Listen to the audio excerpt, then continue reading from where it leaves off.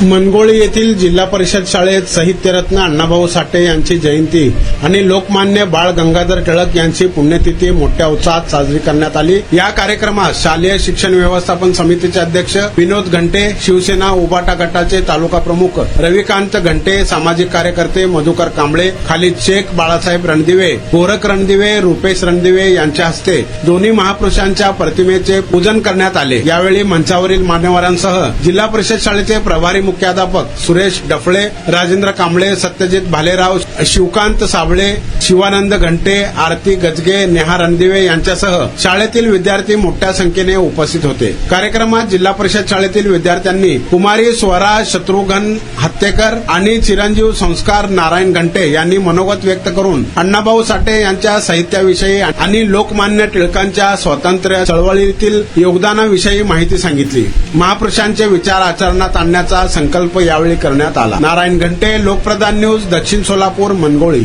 सिंह गर्जना झाली। स्वातंत्र्याची नवी प्रेरणा टिळकांनी जनतेला दिली। टिळकांनी जनतेला दिली। सर्वांना माझा नमस्कार। मी संस्कार नारायण घंटे बोलतो, इयत्ता 5वी वर्गातून। आपल्या समोर लोकमान्य टिळक यांचे काही दोन शब्द सांगणार आहे।